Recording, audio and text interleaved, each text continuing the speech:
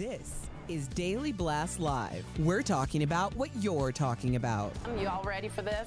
This is a sham. No. Y'all, just stop. Get real. Welcome to DBL. What day is it, ladies and gentlemen? Say it loud. Friday. Yeah. Nice ending on that. Erica looking fabulous in gingham. Fabulous. You do in look good. You look fabulous as well. Thank you so much. And then there's Al. We love you, Al. I totally kid. Can I really quickly comment on Erica's bold button? Please do. I love the bold button. Is it wooden? It's boldly, yes. Oh, it's or fabulous. some type of a wood. Yeah, It's beautiful. Can I knock on it? Oh, hi. Knock on that knock on wood. wood? Yeah. Knock on that wood. Knock on it. I don't think you should do that. We're doing it. We're doing it. Welcome to DVL. All right, last night was CNN's big interview with Kamala Harris and Tim Walz, and Harris was asked about why her positions on some issues have changed. Here is what she said in response. Dana, I think the most important and most significant aspect of my policy perspective and decisions is my values have not changed. We have set goals for the United States of America and by extension the globe around when we should meet certain standards for reduction of greenhouse gas emissions, as an example. That value has not changed. My value around what we need to do to secure our border, that value has not changed. CNN's Dana Bash also asked Harris about some of Donald Trump's attacks on her. Take a look at that. He suggested that you happened to turn black recently for political purposes, questioning a core part of your identity. Yeah. Any? Same old tired playbook. Next question, please. That's it? That's it. Okay. During the interview, Trump was reacting on social media, saying, quote, her answer rambled incoherently and declared her values haven't changed. On that, I agree. Her values haven't changed. Okay. What do we think of the interview? Sam, what do you think? Well, I would say it was dull, but she was very crystal clear on what her goals were. And I don't think that she rambled at all. So I think that's a complete moot point. I do think that people felt it was underwhelming. But at the end of the day, if you're going to pick someone for their policies, I think she delivered that last night. I also was encouraged by her answering Dana that she is open to having a bipartisan cabinet and inviting the right Republicans to join her cabinet so she can reach across the aisle. I think that is a step in the right direction. So I think maybe it wasn't the most entertaining interview, but I think she delivered what I would want to know as a constituent. But I was going to say, as it pertains to the bipartisanship, I said in the meeting that I thought that any Republican that dared to cross the aisle would be immediately primaried and gotten up out of there because they're not MAGA Republicans. But what I have had a few minutes to think about since then is this would be Trump's second loss running for president, and maybe the idea of the MAGA wing running the Republican Party, that some of that strength is gone, and maybe that would allow for some of the kind of older school, still conservative to very conservative Republicans to ease back in there and maybe make some steps so that we can get some things done. Tori, you've been following politics your entire life, and you know that things don't get done unless a few people agree. And this idea that everybody is so entrenched that nothing moves, the American people are the only people that are hurt by that. That's right. And just think, Adam Kinzinger, a famous Republican, spoke at the DNC. So it's not like they aren't already trying to do that. Erica, I wanted to get your take on, I think, a brilliant way in which he said, next question, when discussing about you just turned black. I read a Maggie Haberman article that said, this is a purposeful, deliberate way of, they will not be baited by Trump. They will not be baited. Talk to me about what you thought of her response, which I thought was just so, I got this, move on. What'd you think? Yeah, you know, it's unfortunate that that question needed to be asked at all. I find it, Sam, how comfortable would you be asking me about my blackness? Yeah, right. And the idea that we've normalized this conversation is, it just really speaks to how far away from the issues and how far away from where we should be we are. We pontificated about what the nature of this interview was going to be, the idea that it wasn't live, the idea that it was kind of a canned interview. I don't believe it was an interview at all, and I stated that before we even watched it. I firmly believe that this was campaign strategy. This was a way to get ahead of everything that will come up on September 10th. It was a way to do it uninterrupted. Therefore, everything is asked and answered already. We've already discussed it. Yes. Thank you for the question. We've already discussed this. We move on. You have to remember that the Harris-Walz ticket is going to be the shortest campaign ticket in presidential history, in modern day history. So we are playing chess on checkers time. That means that there is so little room for error. Every single thing has to be surgical and precise. So I think this was a strategy, and I think it was a brilliant strategy because you know all of those issues from Walz's DUI to misspeaking about the whether he was in war or not.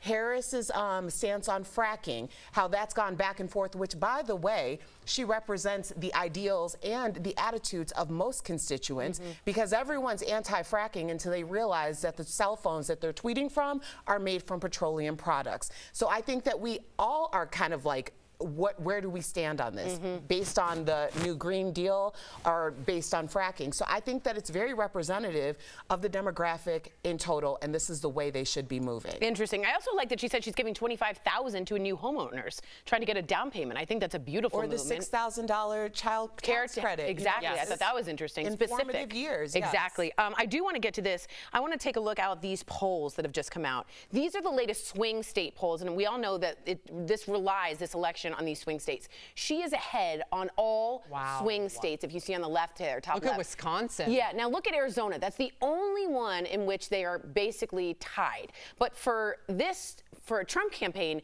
that's got to be shivering in their boots. They need all of them. There's no way for Trump to win without Georgia and North Carolina. He needs both of them to win. So this is somewhat terrifying. But take a look at this poll, too. This is how candidates feel about accepting the results. They are opposite, Al.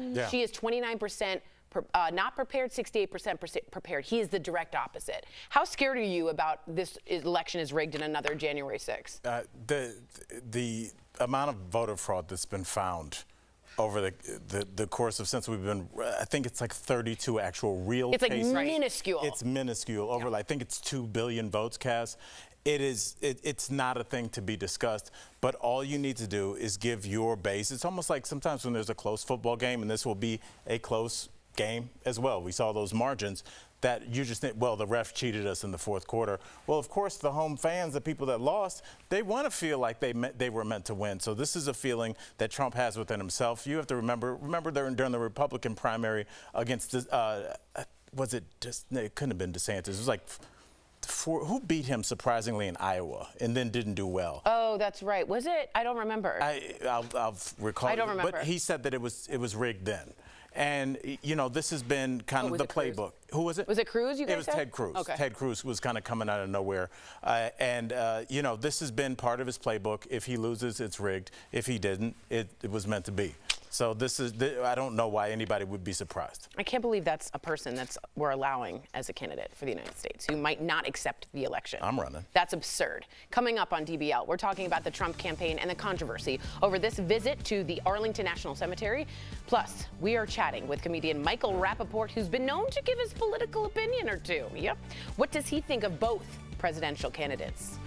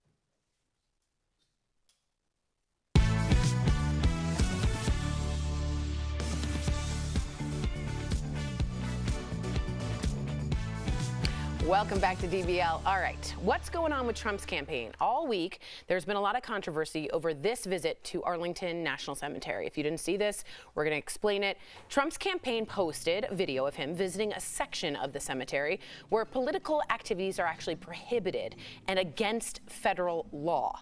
Now, the campaign also released this picture of the event with Gold Star families and Trump giving a thumbs up. There you go. Now, the U.S. Army is rebuking the campaign for disregarding the laws and regulations and for an incident with a cemetery employee who they said was, quote, abruptly pushed aside after trying to enforce the rules. Meantime, we're getting an update right now on the rules for this upcoming debate with Harris. Her campaign, remember, tried to get ABC to change the rules, but they will keep the mics muted. But what a lot of people are talking about today is Trump saying IVF treatments should suddenly be free. Take a look at this. That under the Trump administration, your government will pay for, or your insurance company will be mandated to pay for, all costs associated with IVF treatment, fertilization for women. What? Okay, this is a major change. I want to get to that. But first, I got to talk about the Arlington National Cemetery. It does happen to say that one of the pictures, first of all, who does a thumbs up at the National Cemetery, but also one of the graves has the name listed that soldier unfortunately unalived themselves, and the family is horrified that that person's name was in the photo itself. What do we think of this Arlington National Cemetery and the idea that one of his staffers maybe has pushed one of the cemetery workers? I don't think that's in quotes. They were definitely pushed. Yeah. I've listened to several. I was up at 5 in the morning and I listened to a bunch of stories on this. Years ago, there was a documentary on HBO called Arlington Section 60, the saddest quarter mile in America, however long the plot is. There's 2 documentaries I couldn't get through. I couldn't get through the Sandy Hook, Alex Jones doc. You know me, I don't feel anything. I could not do it. And it was this Arlington doc. It was the saddest thing that I've ever seen in my life. Section 60 is it is incredibly It is wives crying in front of, it's horrendous. And the fact that any photos would be taken here besides the people, Erica, we have to keep asking ourselves, are we a society or not? Do we have rules or not? Do things matter, Sam, or do they not? And we answer those with situations like this. Will he be held account even by his own, even if you are the biggest Trump diehard, you have to ask yourself, are there rules? Are you okay? And if you say there aren't, then that's fine. You can justify this is a political ad. This is a political season. This man is running to be the leader of the free world. This is a political ad. Yeah. So if you're doing that, you could do that anywhere. We just ask you to not do it at this one place. It's the only thing that we can all agree on. Yes. And here we are. You did it. And now the families have agreed. Some of the families did say, please come to it. But I do want to say that some of the families didn't, and the federal law trumps the families' wishes. I just don't want whether it's Trump, Biden, I don't care. I like to look at someone's history. When you have someone that has, avoided enlisting, and this is coming from somebody who has every single person in their family a part of the military branch, okay? So, and these are my grandfathers, my dad, these are people that actually fought in combat. I don't want a mockery or using soldiers to bolster someone's image and campaign when their history shows the exact opposite. And that to me is insulting. I completely agree with you. And again, if it weren't Trump and someone else, it was Harris, I would say the same thing. Exactly. Erica, I have to come to you. You've been very open about IVF and your journey here. What do you think about this whiplash of suddenly everything's okay when he himself appointed 3 Supreme Court justices? Paid for. Yeah, that took down Roe v. Wade. Go ahead. I think lip service is it doesn't. They're not going to actually go through with IVF processes due to lip service. I can tell you for a fact those checks need to be cleared very early on before you go through that process. And the idea of dangling a carrot to people who are in their last bit of hope is just distasteful. Yeah. I mean, there's really no plan behind it. It's the idea of let me say something to perhaps tell people that I'm on your side. But until there's actual action behind it, it means nothing. Yeah, I think both stories are a bit insulting, aren't they, for people at their worst. We will be right back.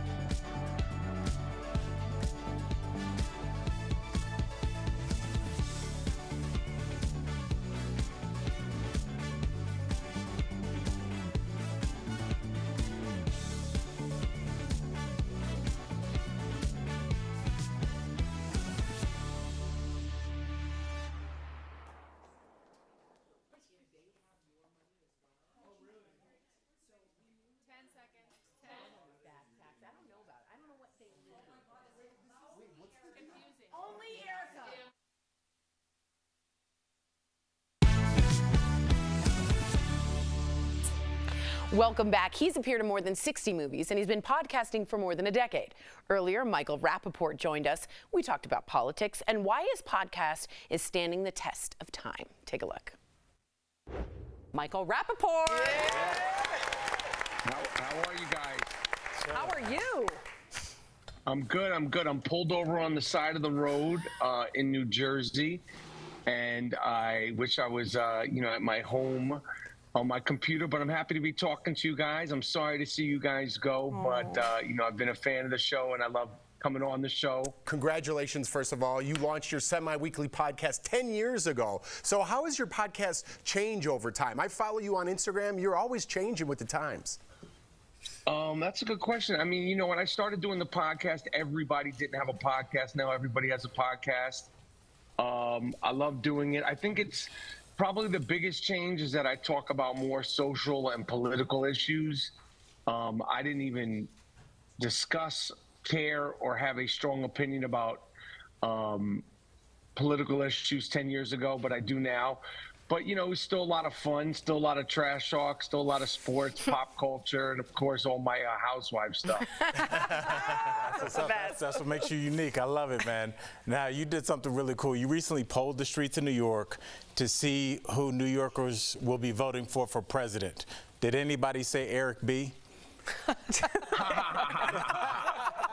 Nobody said Eric B, but I was hoping for somebody to say Eric B for president, or Rakim, or maybe somebody else. But no, it was pretty divided. I mean, it was probably the worst day of weather for the summer, but I was surprised that it was as divided as it was. I mean, this election is going to be, probably the craziest in history, and we're coming off one that was really crazy. We're coming off two that were really crazy in the last 8 years. So I think it's going to be tight. I think the momentum is on Kamala and Walz. I think that J.D. Vance was the wrong pick. I think he should have picked a woman, maybe a Nancy Mace from South Carolina. And I think he's scrambling and a little bit rattled. And I wanted to ask you, I know this is private, but if you're free to share, which candidate has your vote? I'm not sure. Fair. I've said a lot about, about this. I've talked a lot about this. I've turned into a one policy person. Totally. And I never thought I would say that I don't know. Can I ask you if possibility of not voting is in your head? Because I think a lot of people feel this way. Yeah, I think ultimately I'm going to vote, but a possibility of not voting is a way of sort of protesting in a way. But then if I don't vote, can I complain? I'm trying to figure it out. I have time to figure it out. I am putting in the work to figure it out. I'm putting in the time and the energy to figure it out, more so than in the past. One more question. I'm sorry for hogging, but do you think the mics of the presidential candidates should be muted if they do agree to debate? To be totally honest, the last debate, I thought it was the way a debate should be. I don't think that it should be this tit for tat. I don't think it should be this bullying. Right. I think it should be policies, policies. And I did say after that debate that I thought this is the way a debate should be. Agreed. Yep. And, instead of interrupting and, getting into I call it snapping, a snap contest.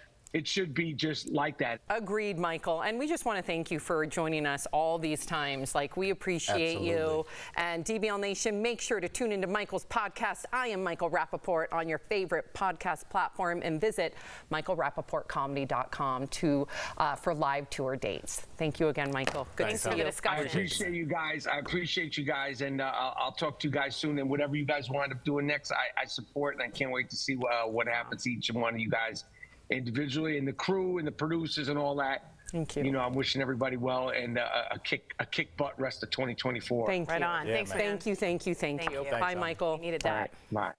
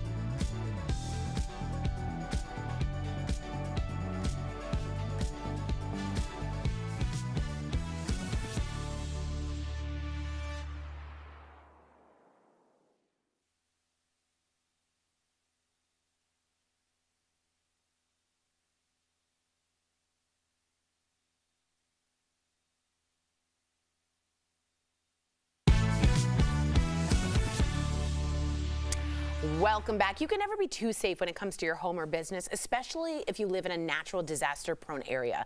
That's why ServPro is dedicated to helping you in emergency situations. They're a leading disaster relief company and the #1 choice when it comes to cleanup and restoration. Their highly trained experts are available 24/7 with rapid response times. To learn more, you can go to servpro.com. We have some good comments. This is all political. All right, we got Sherry saying, I feel such a politics overload. I can't wait until Christmas. Yes. Isn't that the real gift? I kind of want Halloween first. There's other things. I can't wait for Halloween. Are you excited? Oh my! When is Spirit opening on already? Oh yeah. I like to touch the animatronics. Really? Well, like the pedal that makes them move. Oh, I see what you're saying. Steven says, why was Kamala so very low during her interview in the chair? Let's discuss that. Tim Walz was significantly raised up higher. Someone just didn't do a directing job. Our director is much better.